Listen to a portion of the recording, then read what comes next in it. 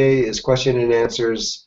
We're coming from Holland today, and this is going to be kind of an exciting thing, I think, because the questions are great today. So, Hira, are you there? Can we see you? Yes. Yes, there you are. Would you like to introduce yourself and the people that are with you, so we know who they are? Or you want to do that one at a time? You want to do that as they come up? Let's introduce ourselves when we come up and we ask you the question. Okay, all right. So here you have a question to begin with, so you go ahead and you can talk. Thank you. So I'm Hira, as you know, I'm one of your teachers of your school, and I want to start with saying thank you for everything that you're doing for our planet. And I want to thank the School of Remembering, because they're doing an amazing job, the people of the school, especially your wife, Claudette. She's totally amazing. I did a workshop with her 2 months ago, and she's a total goddess. What can I say? And also Zachary. I agree with you. Yeah. So Zachary and China and David, amazing, and Giselle, Cindy, the whole team, James, the whole team that I know of, they're really amazing.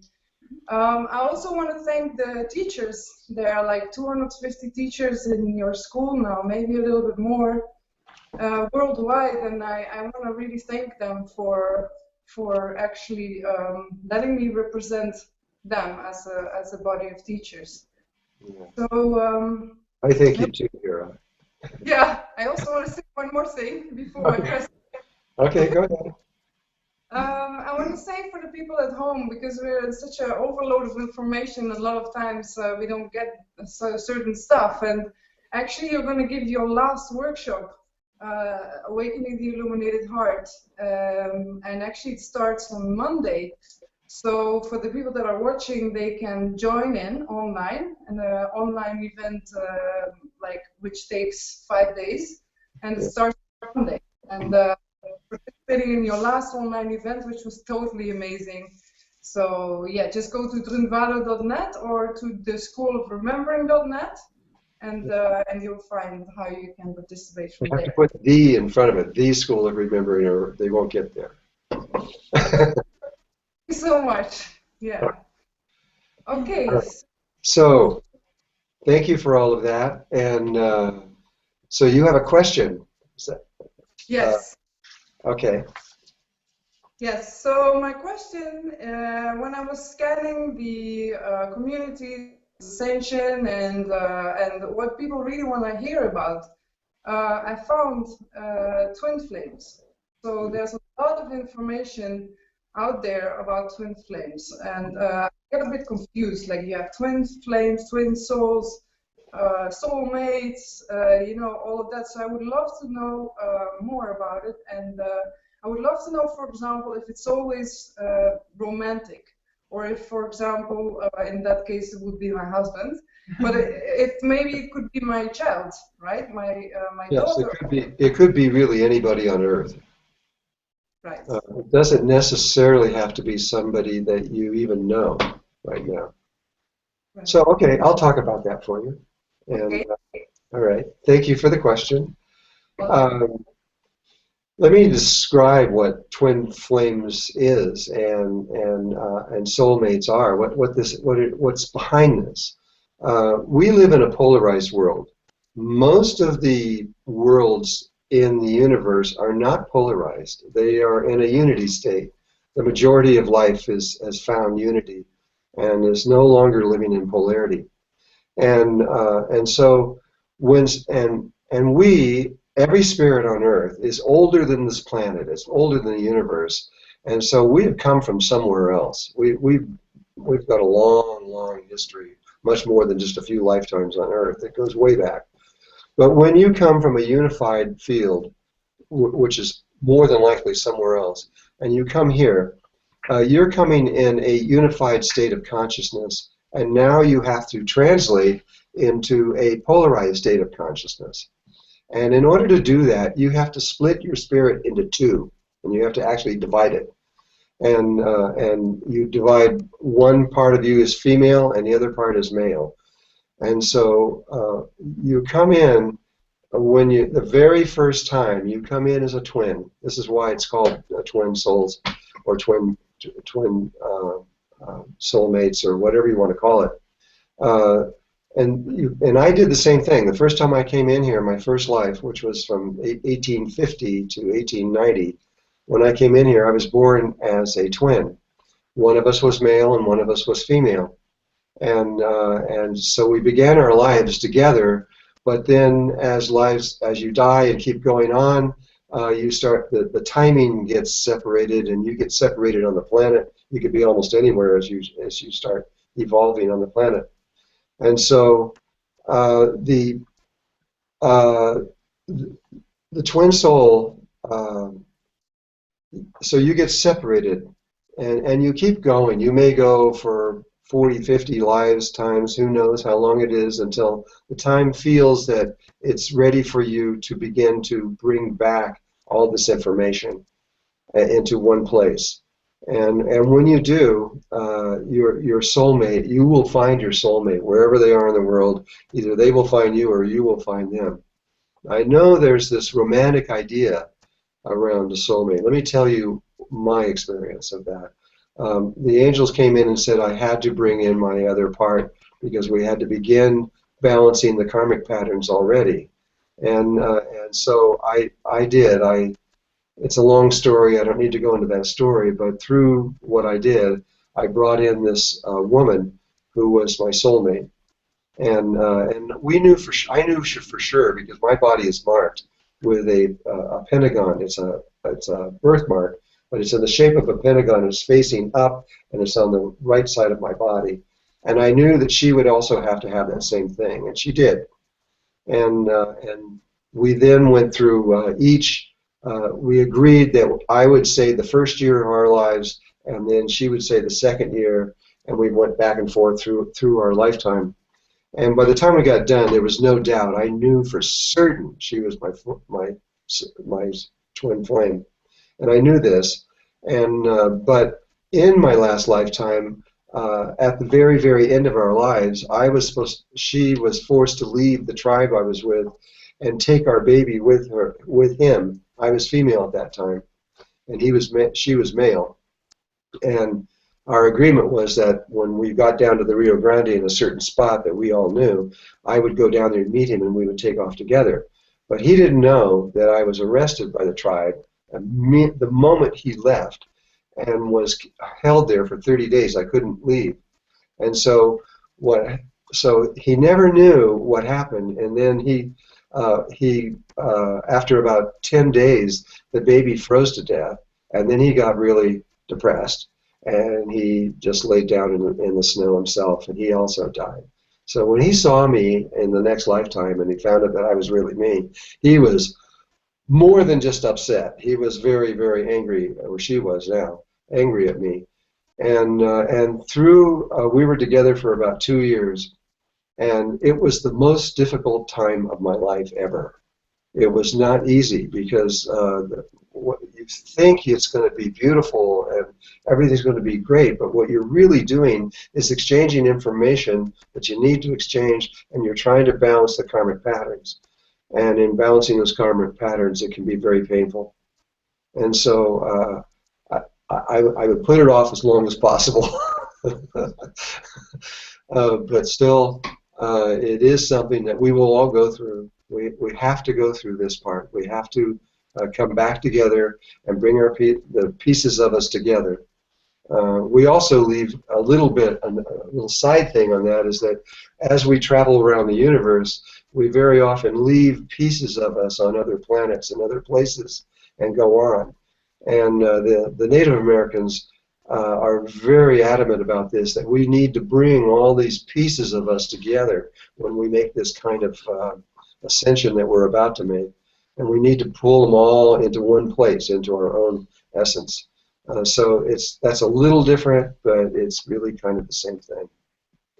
So I don't know if that helped you. Is there another part of that question you want to ask about after I've said this, Hira?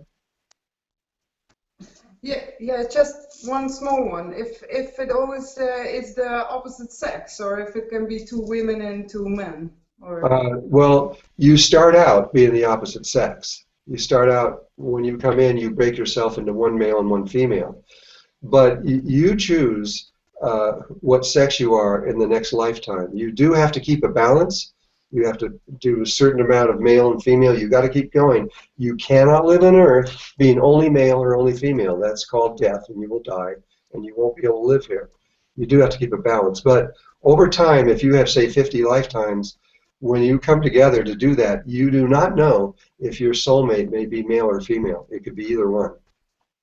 And so in the big picture, it doesn't matter. Spirit does not have a sexual orientation. It is in balance. It's perfect, and it does not have. It is not male or female. You don't become male or female until you enter into a polarized world like we're in now. right. Thank you so much. Okay, thank you, Hira. So the next question. Coming up. Hello, Drunvalo. Hello, hi. Mrs. Sven. Hi, Sven. With our body of work about 2 years ago. And tomorrow I'm starting the Awakening the Illuminating Heart workshop, so I'm very fresh and very asking. Very good. I hope this helps you. I think it will. My experience with meditation helped me to ascend to higher vibrations for shorter or sometimes longer periods of time. In my daily life, without consciously meditating, I sometimes have the feeling I channel information when I'm in a conversation with somebody. I also experienced a sense of knowing about my life and about life in general, a sense of knowing. I also have an overall feeling of peace and harmony that is lately getting stronger and much deeper. These examples appear to me to be similar to what I experienced during meditation. So my question is this: to live in higher vibration on a daily basis, can I compare this to life in full-time meditation?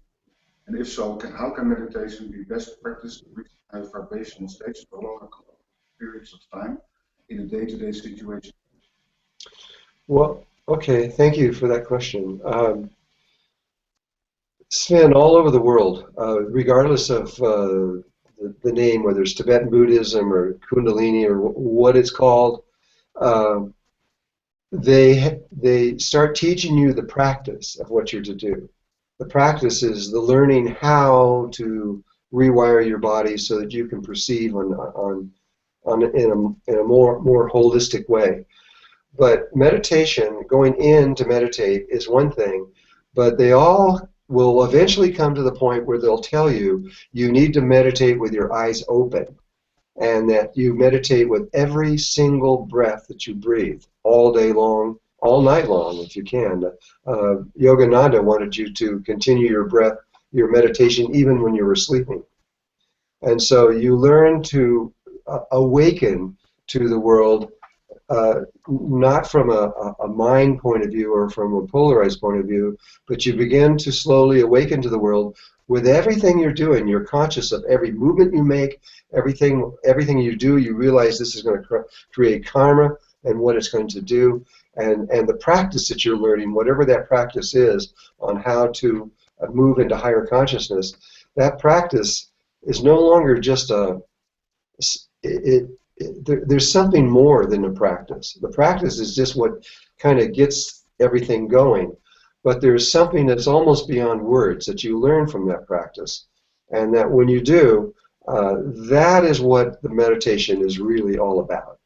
And it's kind of like if you learn a guitar, at first you're learning chords and you're learning how to put your fingers and how to move them and how to strum and all these kind of things like that. But eventually, you get to the place where your practice is so good that you don't think about it anymore, and then you just come to the music, and you're just hearing the music, and you're playing. And it's the same way with spiritual meditation. You get to the place where you're no longer just practicing and breathing and moving the tongue on the roof of your mouth. Those things, you don't even think about them anymore. You understand it. You know what it's doing. And now you're getting into the essence of what it's really all about and how you bring it into life, into an everyday, every moment of your life becomes a meditation. So I agree with you. That is exactly what we need to do. Is there, if I didn't answer, if there's something else you want to, another question you want to ask about that, then go ahead and do it. I was wondering, sure. How do I translate it to living from the heart? Yes. A similarity between living. It's the same thing. You learn to live in your heart, and you learn to live with your brain connected to your heart, so that though that takes time, it isn't something you can do in a day or two. It takes time, just like learning how to play guitar. But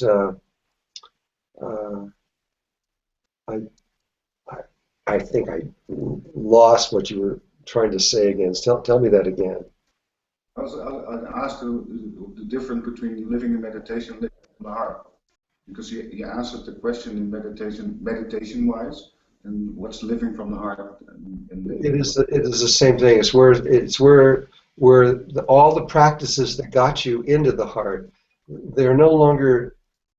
That's just the vehicle that got you there. But once you're there, now it's all about the experience and what that is and how it interacts with everybody that you're with, all your family and everyone you talk to, and how everything, your job, everything you're doing begins to change when you change inside of yourself.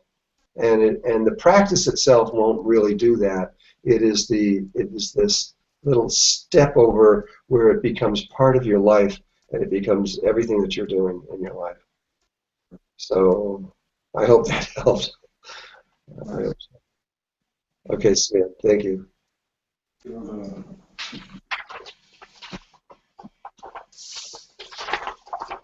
Hi, Drunvalo. Hi. Hi. Vanessa. Vanessa. Hi, Vanessa. I'm not that familiar with your philosophy or your teaching. So my question is actually also about language.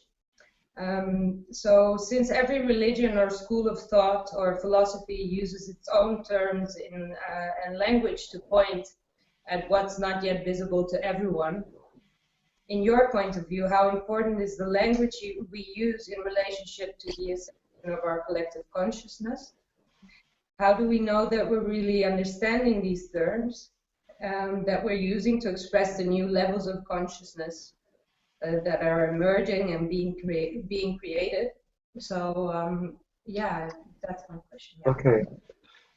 The language is really important. The language and the concepts that are behind the language. When I had to study through different teachers in my life, I was sent to originally about 70 different teachers around the world. Each one of them had a different language, not just a language that they were speaking through, but they had a different spiritual language to describe what they were doing. And my job was to understand what they were saying, and then to convert that into modern language and modern concepts and ideas. And that's what we're doing in this workshop. I don't use any of the terminology that is normally used around the world, because people don't really understand what that terminology means. Instead, I've translated it into modern terms, modern ideas, and I try to keep it as simple as possible. Though some things, like where I say that the tiny space in the heart, that's the words that were used 6,000 years ago, because it is a very, very tiny little place. And so I still use that one. That is an old term. So once you learn the language and once you understand the concepts and what it's all about, the rest of the world will not understand that. And so even if you're using simple words that we know every day, you have to be able to educate the person that is doing that so that they understand what you're saying. But right now, the whole world is developing a language. Not maybe all the world, but a lot of the world is developing a language that we're beginning to use on the internet and everything, like Merkaba, for example. That's an old word, but the concept was something that was completely lost. Now we remember what it is, and we're beginning to talk about what that is and what that means into our lives. This is fantastic. That we have to go through this. We have to come up with one word, one language that we all talk and speak. And so that when we start having experiences of these things and we discuss it with each other, we are on the same page and we know what we're talking about. And there are other things about language that are so important. How we perceive things. We think that whatever we know and what we understand, we think everybody understands that, but they don't. For example, in the Hopi are an indigenous tribe here in Arizona, and they understand that what is in the outer world was created from what's in our inner worlds, and they know that they're interconnected. And so when we say there's a tree over there, and we're talking to someone who say, well, there's a tree over there, and we say that, we mean there's a tree over there, but we're saying, in essence, it's separate from us. It is outside of us. But the Hopi know that that isn't true. They know that the external world was created by the internal world, and they know. And so when they say there's a tree over there, they don't say that. They say there's a tree over there that's inside of me. Is really the way the words are being said. And so they have a higher level of communication because they understand the concepts and meanings on ways that we don't get it. And so how you say things is so important. You know, it's like if you just say, I'm trying to do something, I'm outside, I'm trying to get this say a foundation going or something like that. In the other worlds, they don't even have words for trying. They say that this is what I have created, even though we're trying to create we're saying trying mean we're trying to get it going. They know that if as long as you're trying, you can never it will never happen. It'll only happen when you begin to use the words of that. It is now there. It has now happened. And so language has a lot of incredible components to it that it really helps if we use that in our everyday language, and most people don't. And so I agree with you. The language is real important, and the concepts. So so I'll ask you, is there another part to that I didn't answer, or something else you want to say? Oh, no, it's very interesting. Thank you. Okay. I wish I had time to go into this thing about language. All our languages are words and things that we've made up and all of our stuff. We think we did it, and I can prove conclusively that we did not make up language. Language is found in geometry, and it was Stan Tenen who figured this out, and he was able to take a little form that is in one of the most basic things, a toroidal field. And Arthur Young made a 7-color map, and then when you map that, if you follow that 7-color map on a toroidal field, you'll see it makes this little thing that's kind of like a spring and goes down in it. And Stan Tenen found out that if you put that spring inside of a tetrahedron in one of the corners in a certain way, and then you shine a light on it, which converts it from 3 dimensions into 2 dimensions, the first one creates all the Hebrew letters of the Hebrew alphabet perfectly and in order, exactly as they were written. And if you take that same spring and move it to another corner and change it a little bit, and you move through all the symmetrical ways that you can move a tetrahedron, it creates all the Arabic letters perfectly and in order. They look exactly the way they're printed on a page. And if you change it again, it'll come up with all the Greek letters. And so, since this form is older than the universe itself and will never change, just like a cube is a cube and will never change, so is a toroidal field. And those letters are contained in the very dynamics of the geometry. Then who made up language? It was long before we ever even existed. And so there's much more to the subject of language than we probably know at this time. Anyway, I just did that really quickly, I know, but it's really a huge thing. And then one more thing, and that is the language of the heart, which doesn't use letters and words. We use a word to say like horse, and we get an image of a horse.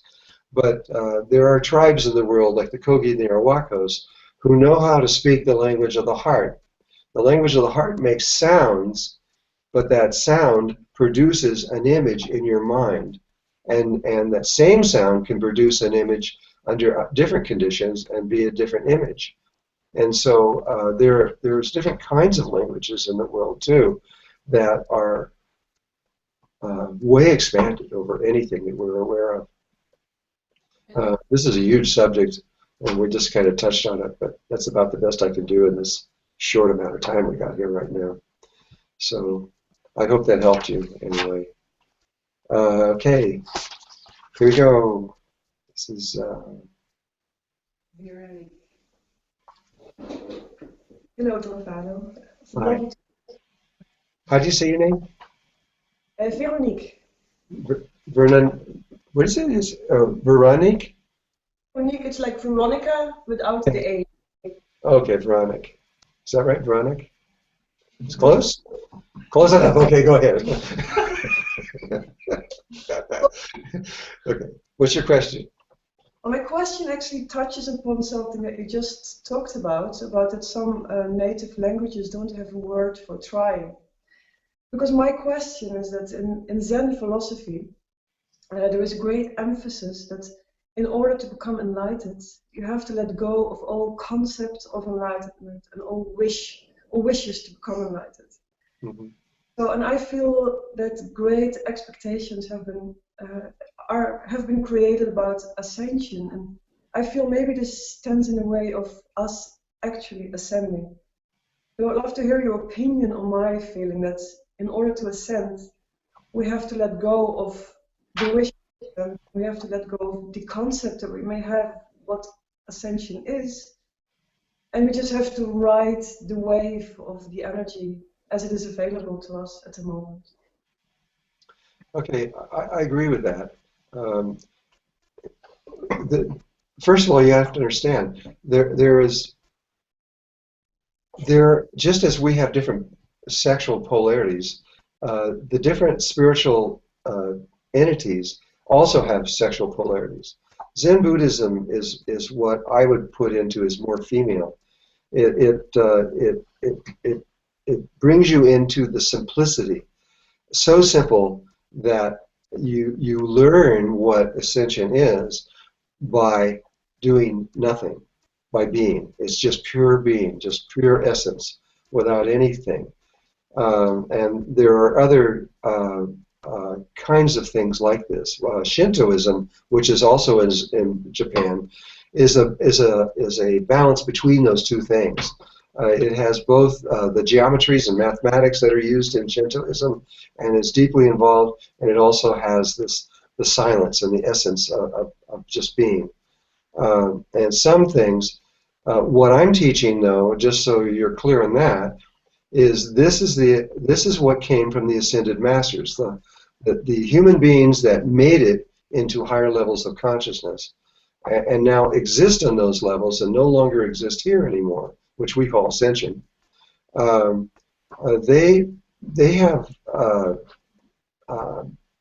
different. They had direct experience of things, and these human beings put this into a method of arriving at where they have arrived at, and so they don't look at it in the same way that Zen Buddhism does. They look at it more closely aligned with Kriya Yoga, Kundalini Yoga, and Tibetan Buddhism. Those things are more in line with what we're doing. They have traveled down that same pathway. And so, and there are many, many, many other ways, and lots of ways we're don't even know about, that will bring you into a higher level of existence. If you want to follow Zen Buddhism, you can, but then what we are doing would not help you. And so you would have to choose one or the other, and choose one. They're both good. There's nothing wrong with Hinduism. It's beautiful. It's good. But my instructions were to give you this information, and this is kind of easier for the Western world, where the Eastern world, a lot of it in terms of that way, like Vipassana, you might say, Vipassana meditation in Hinduism. There you're sitting in absolute silence for 17 hours or more, and you get to this place where there is nothing. Everything is gone. But in that experience, you get direct experience of what life is and what it is about. It gives it to you in a female way, another way than what we are doing now. This is why using the male way and having to teach the male way, why it's so beautiful to have my wife step in and teach the female way at the same time and interlock these two things. So it's like I was saying before, once you understand the meditation that we're teaching, you have to go beyond just the practice of the meditation. It is the state of being that you have to arrive at, which is arrived at in Zen Buddhism also. And so all these things are interrelated. There is no wrong or right thing on all these kinds of things. You will, as you begin to meditate, you will find the people or the system or the way that attracts you and feels good to you. And so if this system seems too mental or too complicated, then there are lots of ways out there that you can find that will be perfect for you.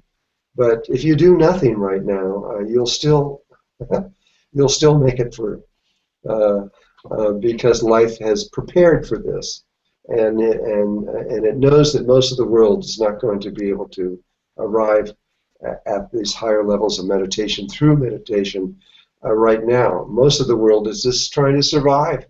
You've got over 4 billion people living on less than $2 a day. They're not thinking, most of them are not thinking about meditation. They're just trying to figure out how to get their family through one more day of life on Earth. And so we understand that, and life has prepared for those people. And so if you want to do that, you could just forget the whole thing and do nothing and just die normal, and you will still end up in higher consciousness at this moment in time. That's what I believe is true. But still, we want to strive we want to learn everything we can, and this is a possibility. And there are several possibilities open to the world right now. And so you have to follow your heart. If it feels right, go for it. If it doesn't feel right, find the way that does. And that's the best thing to do. Okay. Is there anything else you want to say on that question? Well, I just want to say that it's not that I see it as opposed to each other, that Zen would be opposed to your methods. They're not opposed. It's like a male and a female. We're very, very different. We think differently. Our bodies are different. We take different. We see differently. We interpret things differently. We are not opposed to each other. We are part of the same whole, but we have two different ways of viewing things. And so, and nobody is all male or all female. We are all part male and part female within ourselves. And so that balance, that whatever that balance is within yourself, that is the balance that will pull you to the system or the meditation that is appropriate just for you. This will work for most people, but not for everyone. I understand that. No, it totally does. Don't get me wrong. It totally works for me. I think it's gorgeous. It's beautiful. No, but I'm talking to also to the whole world out there. You know, I'm not trying to drive people into this way and saying this is the only way. I know better. I know there are lots of ways to find the unity between you and God, and but I'm just doing the best I can to find a way that is, again, like we said, that is translated into modern terms so that it's easy to follow if you choose to do it. Okay. All right. Thank you. This is.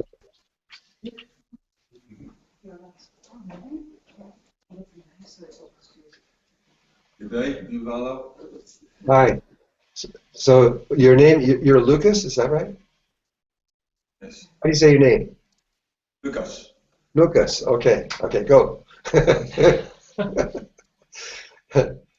Well, to start, thank you for all your wisdom, your information. It's been a great deal of help.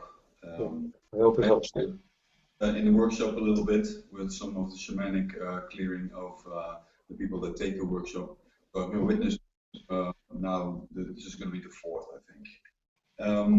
My question, as I understand it, enlightenment cannot be attained by a certain amount of spiritual practice. Although this seems to be the case with ascension practices that you're teaching. You learn a lot of things which will ensure the activation of the Merkaba.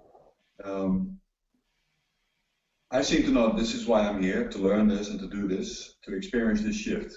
Still, this is the duality dimension that we're in. My real question actually is, do we move while we're ascending into a one mind or a single mind?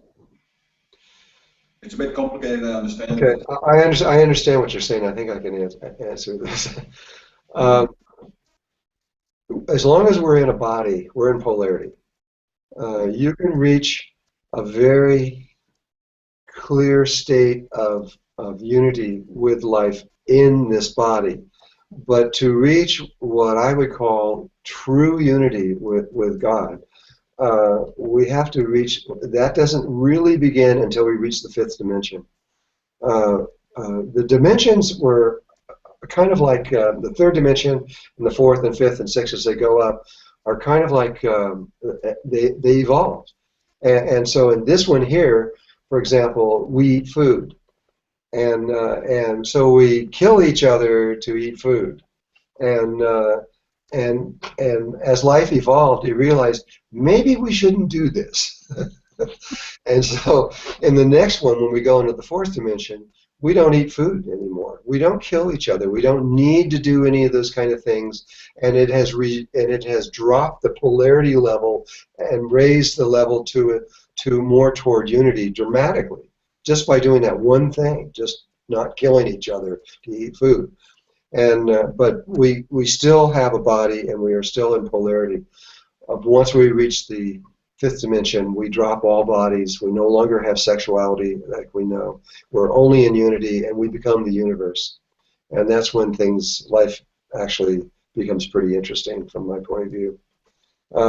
So you don't, from how I see it, you won't really reach what you're speaking of a single mind until you're entering into the fifth dimension.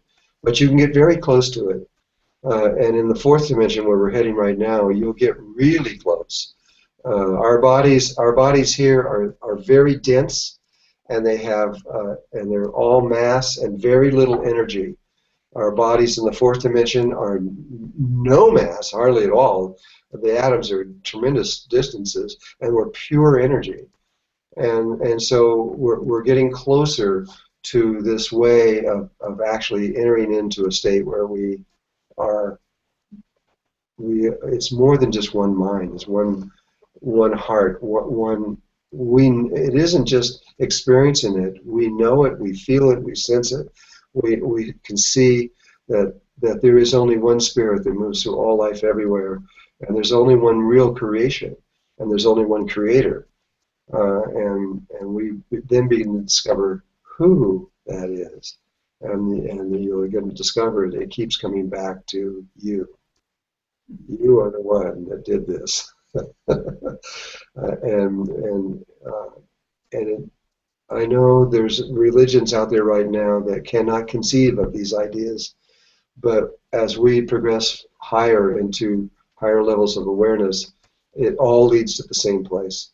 And there is an absolute unity in consensus throughout the universe once you reach fifth dimension on up, exactly who is creating this So I hope that answered that. You want to keep going there. You want to keep moving toward that oneness, and know that that is the truth. But to get to it where there's not even a question left, and you know without any doubt, it's kind of difficult here because this place is so polarized.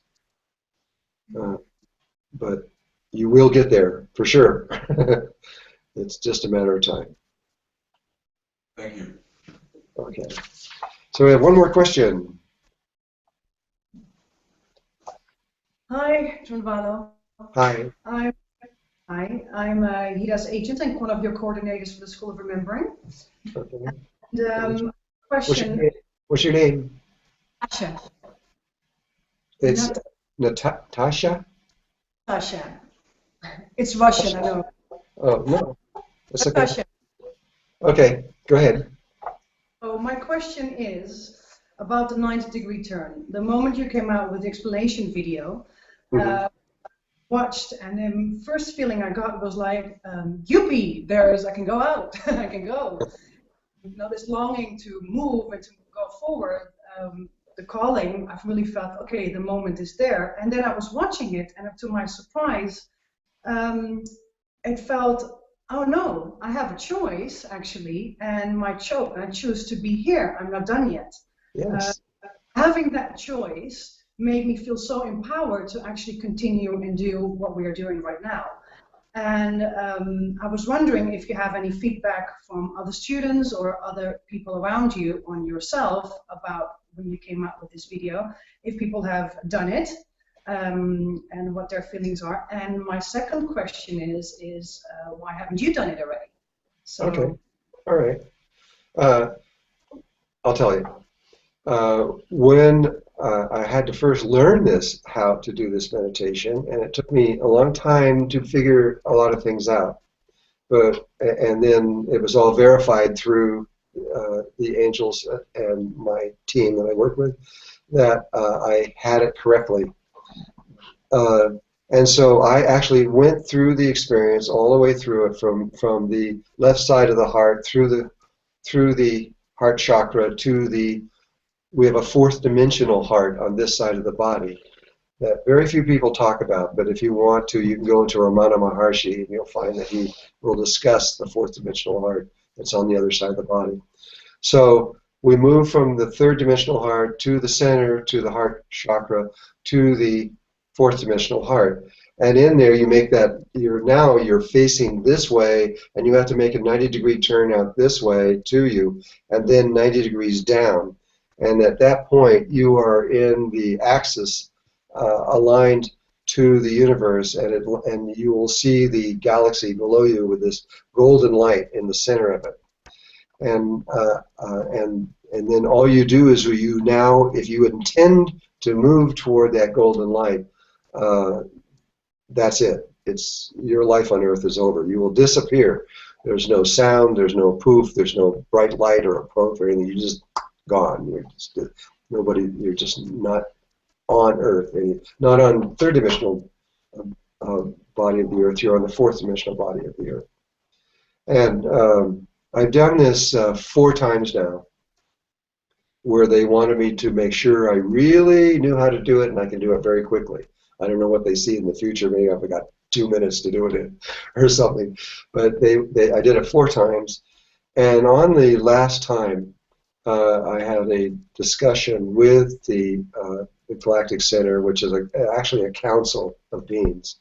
I believe there are 12 in this council, and I want to say this out now because I'm going to make another little video to go with that last one, because there's a little detail that I didn't understand at that time.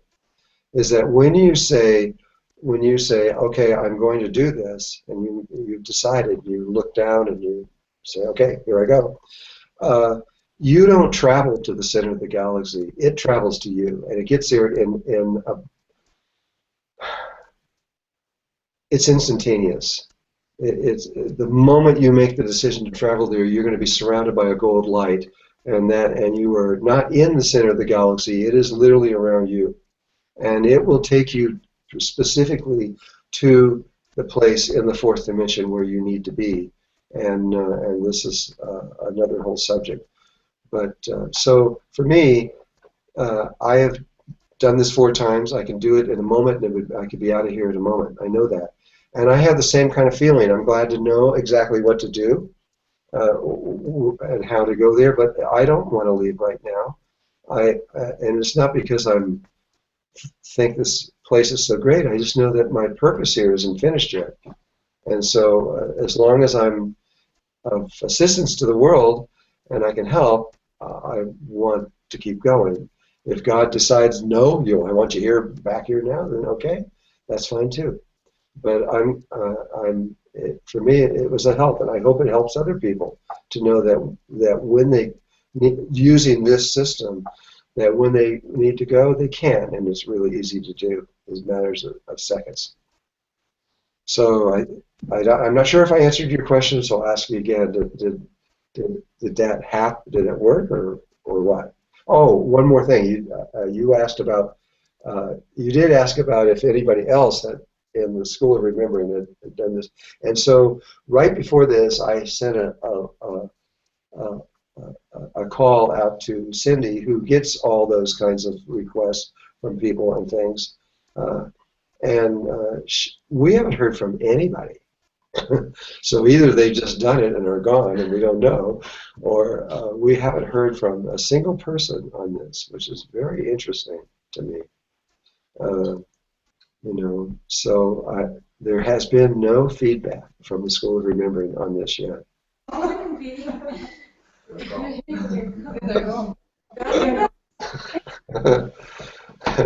So it's only one of the most important things on Earth, kind of, but I'm sure when the time is right, it's going to be kind of like popcorn. One person's going to go, then another, and another, and it's going to leave. That very well may trigger lots of other people in other disciplines, because we're all interconnected. I just went to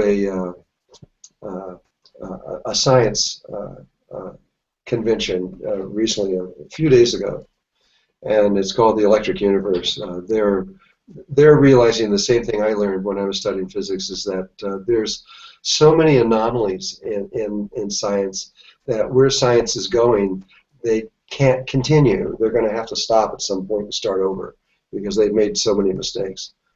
But they've learned something new about electricity and magnetic fields that is so important for us. I haven't finished my studies on this yet, and it's going to be probably another month or so before I really get into it. But it's called the Birkeland currents, Berkeland currents. It's about electricity. When we learn electricity on Earth and the subsequent magnetic fields that they create, we found that they live, you might say, in a cylindrical field, and so we made wires which are round, and so they're moving through cylindrical fields, and they move at certain speeds, and they create certain types of magnetic fields that we know about, but we never really studied what electricity did in space, and in space electricity moves very differently, and magnetic fields get much bigger than we can almost imagine, and which describes what's going on in space. But we now know that, for example, the sun has a Birkeland current coming out of the north field that moves to the north pole of the sun to the north pole of the Earth. It gets there in a speed 20 billion times faster than the speed of light. I'll say it again, 20 billion times faster than the speed of light, which means that the Birkeland currents reach almost the entire universe in an extremely short amount of time. Not 13.8 billion light years, but in a very short amount of time. And it also means that from things I haven't gotten into yet, but these things are moving in double helical patterns. They can move in straight ones, but they're like DNA. And there's information. All the stars and all the planets are communicating with each other all the time, and it's almost instantaneous. And we never knew this until just recently. This is exactly what the Tibetan Buddhists are saying, that everything is connected and everything is communicating. But we had no science to prove that that was even possible. That science has now appeared, and science and spirituality are getting closer and closer and closer all the time. It's a great time to be alive. And anyway, I wanted to say that because it will answer many questions that people have that are trying to understand spirituality. This is really a big one. So anyway, I hope that helps too for those of you that are listening out there. So if there's no more questions, and I'll ask you one more time, is there anything left you want to say? Thank you. Thank you. Okay, all right. Thank you for there, and I hope you're having a beautiful day in the Netherlands. And I love you guys, and I love all you out there in the online world. And I really hope that all of this helps you. And we'll just keep coming back and answering your questions at sporadic times whenever we can get time to be able to do these things. So I love you guys, and we'll see you next time. Okay, thank you. Okay. Oh yeah, I'm being told. One more thing. We do have you mentioned this Hira in the first, but we have an online, the last workshop of the Awakening Illuminated Hearts. The last one I'm ever going to do will be done on April 14th on Monday through the 18th. And the workshop is full. It's maxed out, but you can come online on your computer or even on your cell phone, and you can watch this whole thing just like you're there. And it's a very, very, very reduced price. It doesn't cost hardly anything compared to what it would cost to come here. And so if you're interested in doing that, go on to drunvalo.net and you can get into it through there, or you can go on to the School of Remembering, onto the live broadcast, and you can sign up, and it just takes a moment, and you can get a code, and you can get in and watch the whole thing just like you were in the room. Yeah, also in Spanish. And one other thing, what was that? We're also doing Spanish live. Oh yeah, okay. We're also going to do this not just in English this time, but we're going to do it in Spanish live also. And eventually we'd like to get out to 10 languages. We're getting there slowly. It's very expensive and complicated. But this time we'll be in 2 languages, in Spanish and English. Okay. Good night, you guys. And I love you very much.